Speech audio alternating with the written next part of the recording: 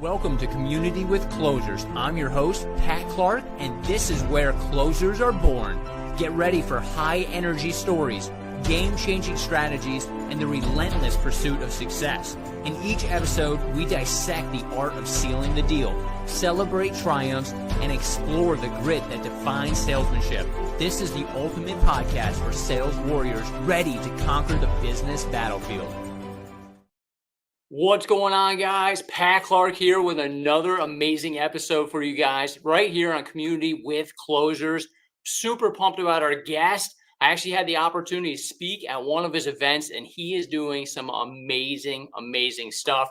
So without further ado, I want to bring in my man, Mike Andes, to the stage. What is up, brother? What's up, Pat? Thanks for having me on. I appreciate it, brother.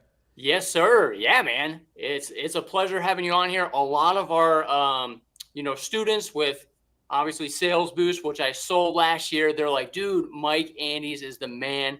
And so I'm so pumped to have you on here with everything you got going on with the software, with the franchise. So, to kick it off, I want to kind of dive into your story, man, because it's pretty incredible. It's on your website and, it's pretty amazing how you guys started. So if you can kind of, jump into that. Yeah, so back when I was younger, I thought I was going to become a doctor. And specifically, I wanted to be a surgeon either on the brain or the heart. And so I started college when I was really young. I was 13 years old when I started, but I knew my family would be able to afford to put me through school. So when I was 11 years old, I started a lawn care business and just pushing a lawnmower around my neighborhood. And that's how I paid my way through college. And so when I was 18, I thought I was going to go to medical school after finishing my undergraduate degree. I was planning to go there, took my MCAT and everything to go get my MD.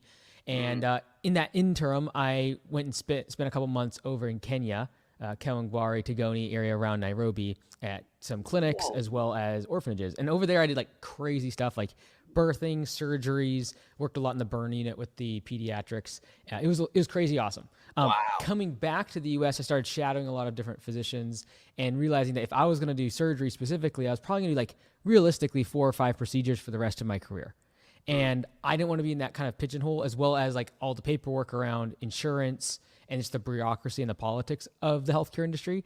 And I'm like, I can't do this the next 40 years of my life. So I only knew how to do one other thing, and that was mow grass. And so that's when I started Augusta Lawn Care. And that's 10 years ago this year that we started. And then 5 years ago, we franchised. So we now have 150 locations in the US, Canada, and Australia. And then last year, we started Copilot CRM, which is basically a software for home service industry experts. So. Dang, man, that's like, I don't even know, especially going to a different country, doing surgery, like that's epic, man. To definitely not licensed to do it in any way, shape, or form. Could never have done that in the US, but It was definitely an awesome experience. Like the part of it was like every day over there, I would usually see between 20 and 40 patients. When I came back to the US, we'd maybe see 8 to 10. And so it was just like, I enjoyed the patient part. I didn't enjoy all the other stuff. And so I'm like, if I'm going to do all the other stuff, I might as well go make a bunch of money and just do business. And so I ended up going to night school while I was starting Augusta. While I was 18, 19, and 20, I did night school and got my master's in business administration at the local university. So kind of like starting Augusta, doing that at the same time, because I was like, I just can't take the medical stuff anymore. Yeah, that's a lot. So you'll appreciate this, man. When I was getting into sales and really, increasing my average ticket, I had a customer, right? And he was like, so you're telling me the job is going to be $1,800. How long is it going to take you? And I was like, it's probably going to take me 4 or 5 hours, max. And they're like, he like looks at me, and this guy, he's got like a Lambo in the driveway, right? And so he like looks at me, he's like, he's already done the math. He's like, so you're telling me you're going to make over $300 an hour on site?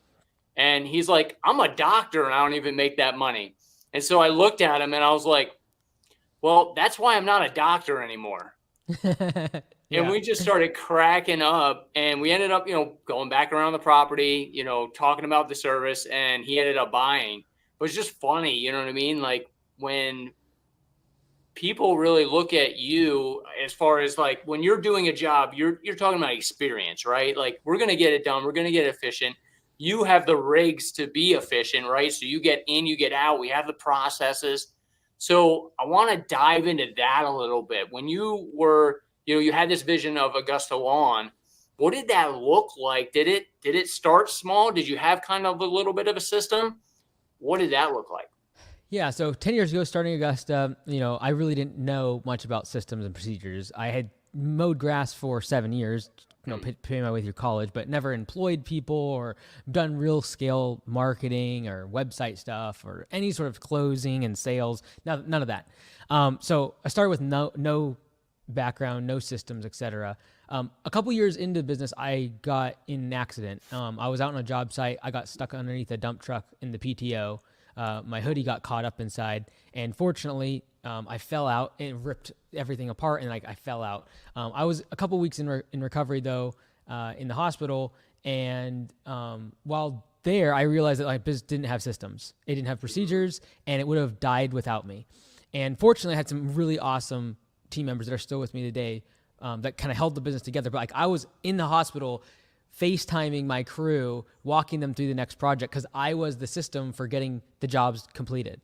And so in that moment, I realized I didn't have a business. I had a job, and I was determined to be able to share my journey of changing things over to systems with everyone else. And that's when I started creating content. It's literally 2 weeks after that, I started landscapebusinesscourse.com and just started sharing all, as I was okay, we need to do pay for performance. We need to do estimate videos instead of the estimator going back to the property and walking through the job. There just became this constant evolution of we got to change everything to systems where the business runs without the owner. And that's what I've been trying to share with everyone. Man, it's crazy how sometimes a life event will make you really think about I'm the only guy. This is only going to go forward. That was a reality for me when I broke my leg in 2 places on a bicycle, first day of vacation.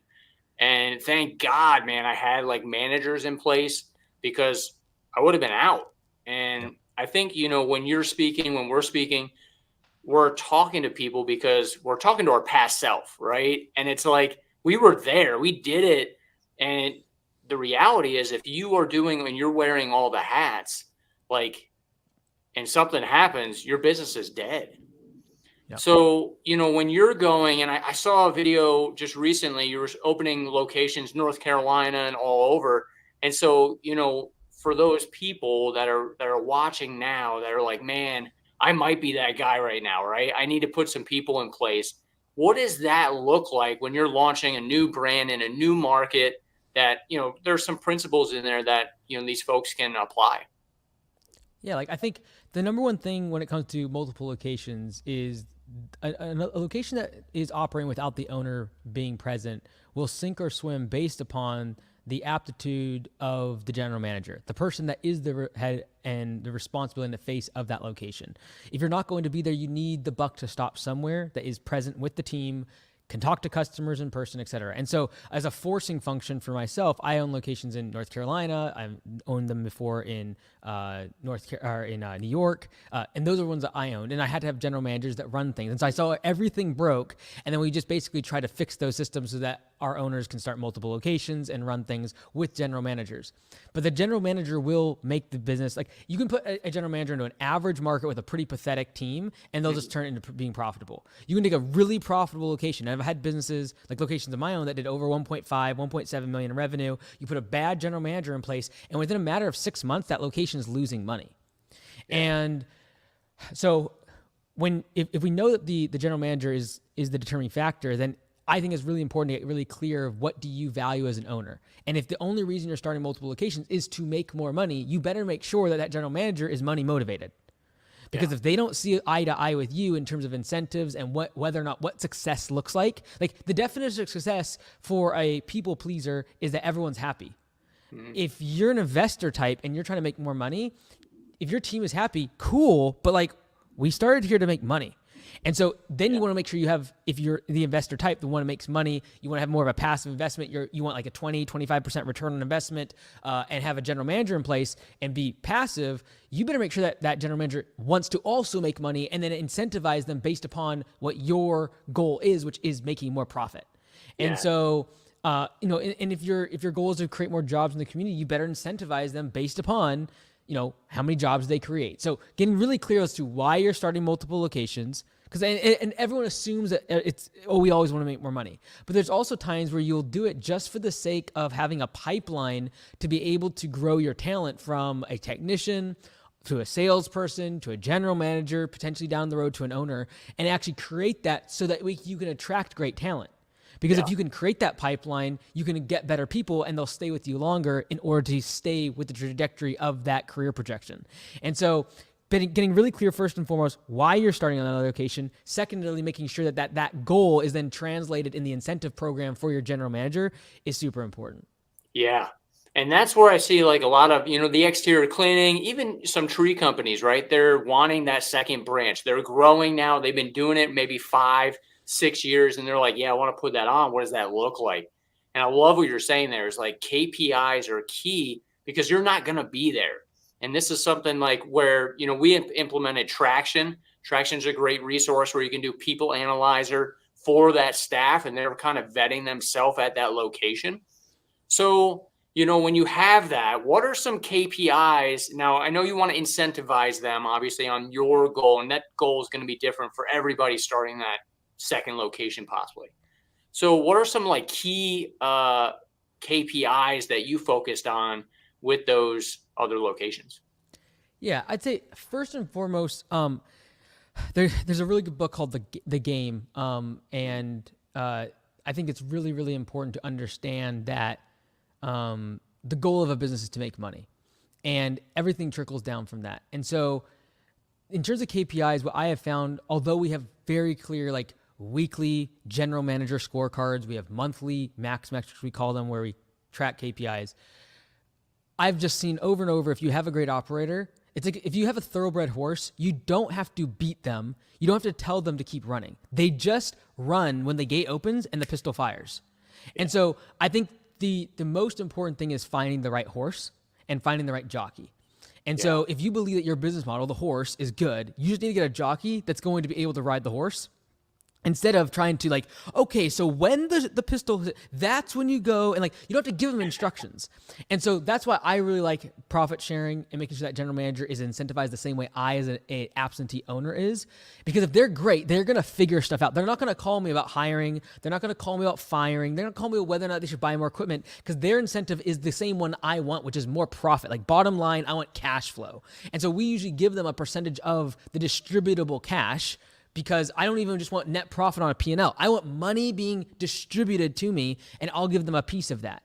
And so if you tell someone to go make more money, like Alex Hormozy says this really good, and he's like, the higher someone has skill, the less information they need. And so if I told someone like yourself, hey, Pat, go start a cleaning business, a pressure washing business for me, I just have to say that, and in a year, 2 years later, you'd have a great business set up for me.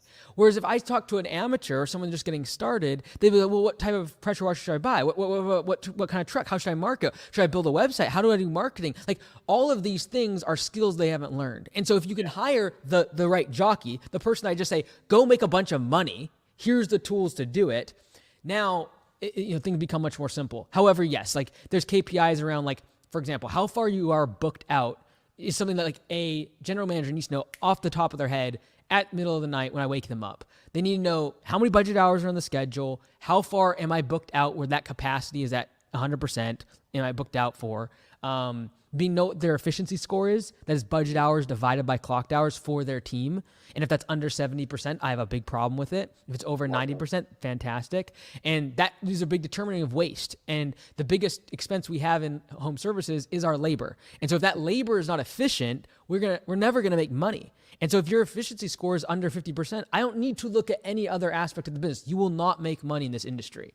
Yeah. And so there's just a couple things that need to be known: their close ratio, their efficiency score, how far they booked out. And all of a sudden I know, like, can I raise prices? Because if they're booked out 6 weeks and they're just leads are pouring in and their close ratio is 75%, I'm going to be raising prices. I don't need to even be there to know that. Yeah. And I love that, because you're keeping track of that, because when, it's supply and demand. So those leads are coming in. Now you know what the market can bear, and you can start going up, and your average ticket's going to go up. You know what I mean? Like, you could start paying your guys more. Those are things that when you're tracking, you know where you're going. I love that. Absolutely. So when I want to pivot a little bit here to the sales part of it, right? So we're talking about general manager. We got that guy in place. And, for me, I know when I get a GM, he's got to be good at hiring, firing, and sales, right? Because I always say we're a marketing company that just happens to do lawn care, that just happens to do exterior cleaning. So on the sales side of it, where are you guys focusing? Because I had a conversation the other day, and, there's a lot of head junk going around right now, right? It's like we're slaying the dragons on the sales. Sometimes it's slower. I feel like we're a couple months off of what our true performa, if you will, is. And I feel like it's changed, but people have to pivot. So, what are some things that you guys have done with that? Yeah, like, look, regardless of what industry you're in home services, in my opinion, the biggest problem we have is what I would call Q4 collapse. And in some industries, it's a little bit slightly different, like it's Q1. But in general, what it means is that one quarter of the year, your revenue collapses, the number of leads coming in collapses, and ultimately that completely ruins your entire year's financials. And the vast majority of home service businesses have single digit profit margins as a blended average. There's many that are negative, and I see plenty of those. And then there's some that are 15 or 20%. However, if you take out one quarter of your profit and loss statement, most home service businesses that I see are above 20% profit margins. But because one quarter has a negative 10, 15, 20% margin, it brings down their average to single digits. And so I actually don't believe that this industry is low margin. I don't believe it's a race to the bottom. I believe that most of us have a off-season problem. We have seasonal work and is causing a massive collapse of revenue and leads in one quarter, usually Q4. And then we just have come to accept it. Like, it is supposed to happen in this industry because it's home services, it's the weather or whatever. And it's like, look, in order to fix this problem, we have to create season-specific offers for season-specific services, and that might mean adjusting slightly the way you pitch your service. It might mean adjusting what services you focus on at certain times of the year. Yeah. Like, I'm going to focus on mowing in the middle of spring rush because recurring work, and it needs to be done today. I can't push it off 2 or 3 months. But I can push my projects off for 3 or 4 months if it's a paver patio or retaining wall. When it comes to the winter, I'm not going to be able to sell any of those services. I'm going to have to figure out a different service and a different offer to pitch my customer to avoid Q4 collapse and actually generate revenue. But if you can figure out that one key in most home services, it happens, and fix the seasonal problem that we have in this industry, you can have a much more stable cash flow. And the reason that I came to this conclusion is, like, when in my years 3 and 4 of Augusta, like, I would spend saving $70,000 to $100,000 in cash from my profits and burning all of it over the winter, trying to keep my crew busy. We do random stuff like organize and reorganize the shop. I just trying to keep them busy. Yeah. And it's like a surefire way to go to business and just get so low margins that you get super frustrated. Yes, we did the same exact thing. And we're like, we got to fix this. Like, you know what I mean? But you want to keep the guys because you don't want to go through the whole retraining every year. It's a nightmare. And then we have to hire. I've done it, right? We've had to hire 30 people in like 1 month. It was insane. And so I'm already getting some gray hair, right? I'm not even 20 or 39 yet. And so you hit the nail on the head, right? You have to have a plan. You got to figure out, are you cross-selling? But when you're going to those winter months, and that's why, like, when we franchised Bright Brothers, we were like, we want to do exterior cleaning, right, throughout the year, and then boom, holiday lights, and then raindrop gutter guard. So it's like 3 products, and you get to cross-market to your customers with 3 different services. So much like you got the fall, you got leaves, you got mulch, right? You got guys up north doing plowing, and that's when you start focusing and pivoting on those things. And I think, like you said, we accept the norm, right? It's like, well, everybody's doing it. They lay their guys off in the winter and then they start back. And it's like, no, like you're paving the way, right? Of like, no, we need to fix this. And it might be CRM. It might be like, hey, we know that things are coming with software. So we're going to do a bunch of, advertising and triple, or I guess you say drip campaigns to your customers that a new service is coming. Absolutely. Like, off seasons will keep you poor.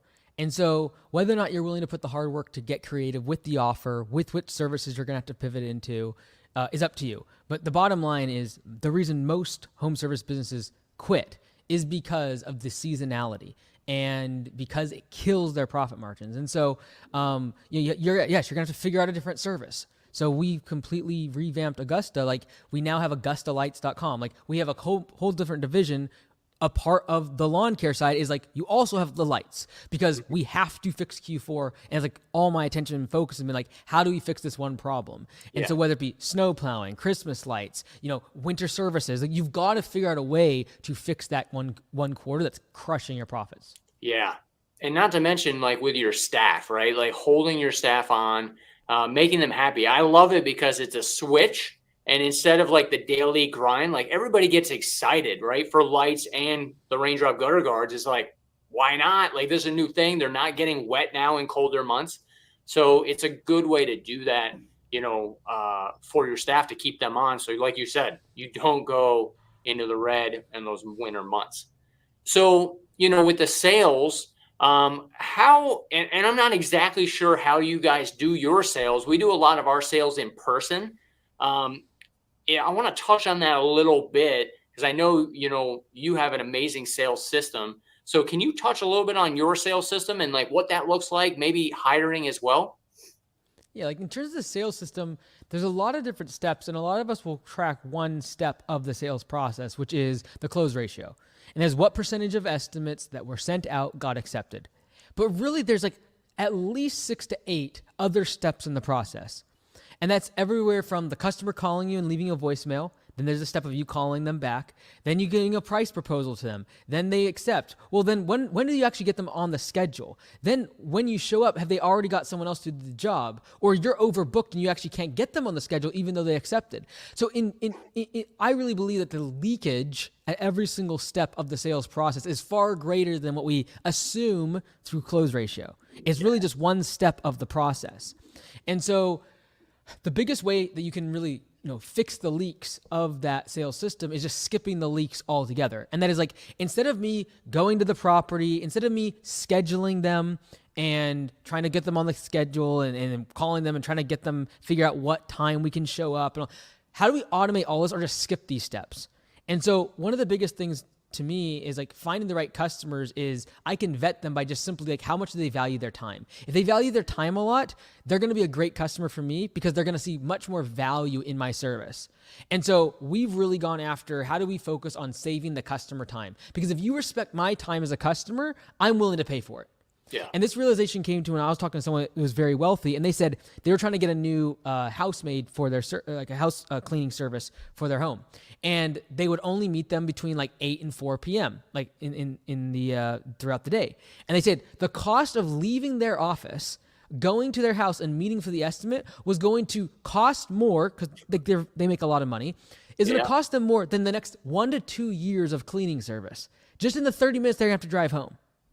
And so if that same maid company, if that same service said, hey, we are going to double our prices, but we're going to allow for a customer to be able to go online, put in their address, and check out, I guarantee you they'd be closing that person, and that person would be thrilled to pay twice as much. Yes.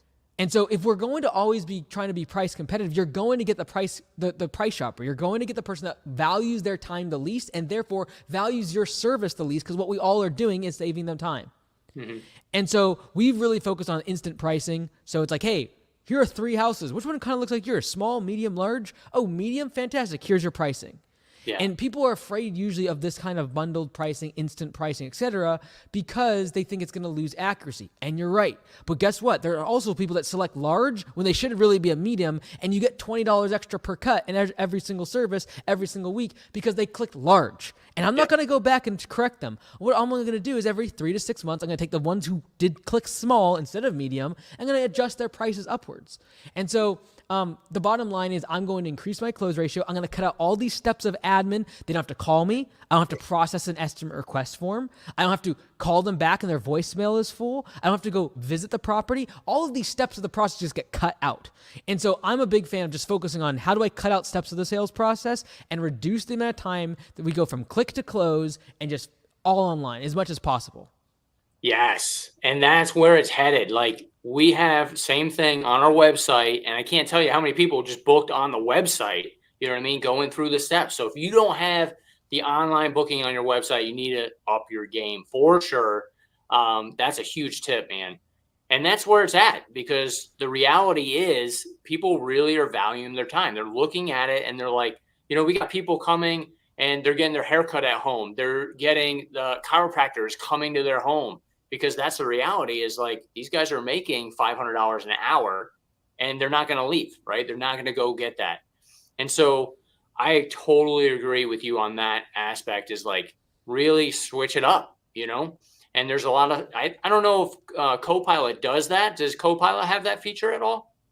In terms of like being able to quote, or is that just straight up CRM? you're going to have to build it into your website if you're doing like instant pricing, for example. It's really about the form. And if anyone's trying to build it, be very careful about building a very heavy form. So, yes, you could go onto like Google Forms, or you could go onto like, Paperform, or there's a whole bunch of other, form companies. Be very careful. I've seen several companies try to do it and it slows their website down dramatically, and then it actually penalizes their SEO to the point where they literally half their traffic. So yes, you might increase your close ratio by 20 or 30%, but if you half the amount of traffic come on your site, because Google's like, whoa, there's this massive piece of JavaScript on your page, you're going to hurt yourself more than you're helping yourself. So be careful about that. But really what you're trying to do on the website is collect the information. And then really it's just a matter of get them to check out. Then you process that in your CRM. We are trying to make a connection there, and you can use Zapier to kind of make that connection between a form and then your internal, estimating process. Love that. Okay, cool. So, going into obviously the fall, we have an election year. How many election years? I mean, you've been in business for over 10 years. So have you seen in an election year like a downward, I guess Q4, right? Have you seen like a downward slope on that, or what does that look like for you? Well, like especially last election, there was obviously COVID was playing into it, so right, so everything got a little skewed. I would say in general, like you're having hundreds of millions of dollars being spent on social platforms. So typically, yes, your cost per click will go up a little bit, whether it be on Google, whether it be on Facebook. And so that stinks. But like ultimately, I can't change that. And so I don't think a lot about it. Like I cannot change the election. For every single other one of my competitors, they also have the same problem. And so if they're not like, well, it's going to get expensive for advertising, we're not going to spend our money in ads. Guess what that's going to do? It's going to drive the cost per click down because there's less competition that is, bidding up that click on Google. And so I think it's like stay consistent. Don't allow like these random stuff in the economy or politics to determine how you're spending your marketing dollars. Just adjust and continually track. Like if your cost per click goes up by $10, who cares if you're getting $20 or $30 right now and it goes to 40 or 50? Who cares? That's still a great deal if the customer lifetime value is $5,000 or $6,000. Yeah. So like just be confident in your math, and like the vast majority of home service business owners just don't spend enough money on marketing. And they're like, I'm spending like $500 a month. It's like, you're not going to be able to grow a multi-million-dollar business. Like if you look at the businesses that grew really quickly and are doing millions of dollars in revenue, they spend thousands of dollars on marketing. Like as a blanket statement, we just need to spend more money on marketing. Like, what if it's not effective? Let's assume it's not. But as just a generality, you look at the most successful and fastest growing companies in home services, they spend a lot of money on marketing. Yeah. And so it's pretty easy to just say like spend money on marketing because the companies that do, usually as long as they're tracking it, they will figure out with time where the money is spent best, and they'll pivot and they'll make sure that money is spent most efficiently. And replicate their efforts. And that's what I wanted to touch on, was the mindset, right? Like you see winners that are crushing it right now because they put that to the side, right? Look, if you're under 5 trucks, you're not even feeling anything. You know what I mean? Like as long as, like you said, you got your foot down on the gas with the marketing. Because it's funny, when I first started like 18 years ago, I'm like, dude, I'm going to put out 1,000 flyers and I'm going to be so busy. I'm thinking of 1,000 customers. I'm going to get 800 of them. You know what I mean? You just don't know what you don't know. And so what you just said in home services, we're not spending enough money on advertising. We're not tracking it the way we should be. And we're not putting forth that effort to really penetrate the markets. And that's the reality, is like, get out there, right? I remember way back when, and you probably did this too, the mail route, right? I'm throwing clip flyers. Literally, you can see them over here in these bins. We have clip flyers. I'm putting those things out in the morning in their driveway. So it's like, boom, you got a dirty roof.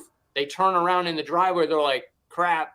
And they bring that thing right inside the house, right? So you got to think outside the box a little bit, but also, like you said, track it. and put the money on what is working so you can replicate your efforts. And then your advertising will come down over time. And, once you're in business for 10, 20 years, your repeat business takes over and your marketing can go down a little bit. You just get strategic. Absolutely. So, with your locations and, you got them all over the place. So I want to kind of land the plane here because we're right at 31 minutes. So I always say, let's keep them short. That way they can listen to them while they're workout or on the way to a job.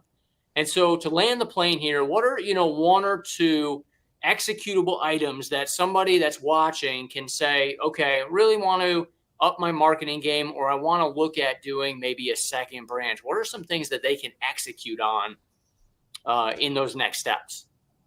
Yeah, like I would say if you're trying, like I think as a broad generalization, the vast majority of us don't do a very good job of upselling or cross-selling. And you can go out and try to find the new shiny customer. You can go out and try to figure out a new shiny service, or you can just sell more and better of what you're currently doing. And the more profitable revenue is going to become from selling more and better of what you're currently selling.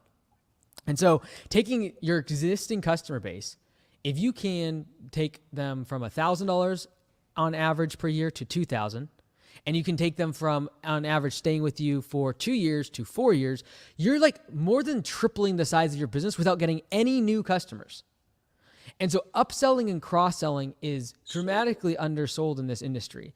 And if you look at the biggest industry leaders, like for example, Amazon does over $1.5 billion per day in revenue.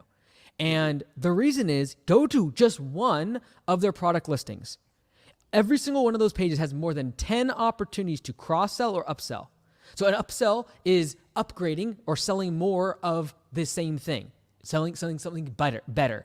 A cross-sell is selling an adjacent service or product that is similar to the one that you're currently selling. So for example, if I'm buying an F-150, I can buy the XL series, I can buy the Lariat, I can buy the King Ranch. That would be upselling, trying to get them into a new, more premium version of the Ford F-150. Now, a cross-sell would be trying to sell them an oil change package or an extended life warranty, or jack the truck up or put new tires on it, upgrading it somehow, trying to make sure that they have an extended lifetime coverage or whatever. These are upsells. And if you look at an Amazon page, there's the thing like, okay, buy with one click. You're like, the reason that works, someone actually figured that out and they made billions of dollars from it. Maybe we should probably implement instant pricing onto our website. Like, that's literally the realization I came to a couple years ago. Like, okay, they figured this out. They swear by it, and it stand the test of time. They still have it. And I guarantee you when the idea came up, someone said that's going to lead to more returns because people are going to accidentally push the button, or they're going to have the wrong shipping address. And guess what? It does, probably to the tune of billions of dollars worth every single year. But also they know they will dramatically increase the average ticket size and the likelihood of purchasing if they have one click versus 5 or 6. Yes. And so look at the biggest players in retail, in where the smartest minds and the most brilliant people are working every single day. Look at that product page of Amazon. There is pages, products that are similar to this. There's bundling. It's like, hey, this one plus this one. People usually buy these all three together. That's bundling. They're trying to upsell you into Prime. And if you have Prime, they're trying to sell you into Prime Business. And then they're promoting what you're getting as part of being a Prime subscriber, and that is you get free shipping, you get 2-day shipping. And as you scroll down, there's so many things that they are pitching you, and it is upselling and it is cross-selling. And in home services, we have the ability to be able to cross-sell and upsell, and the vast majority of us spend money on marketing or go after the new shiny customer without ever thinking about our current database and how we extrapolate as much value from them. That's so good. Dude, mic drop right there, because that's the reality. Is like they keep just grinding, and that's that low-hanging fruit is their customer list, and it's right there, right? Man, that's awesome. All right, brother. Well, you just crushed it, man. We got a bunch of comments right here. So much gold in that. So if you guys are just tuning in, if you're on YouTube or if you're on Spotify, go back, check it out. We appreciate you guys coming in. Mike, thank you so much, man, for being here on Community with Closers. It was a pleasure. My pleasure, brother. Thanks for all you do for the community. You got it, man. Well, you guys take care, and we'll see you next Wednesday right here, Eastern Standard Time. Have a good one.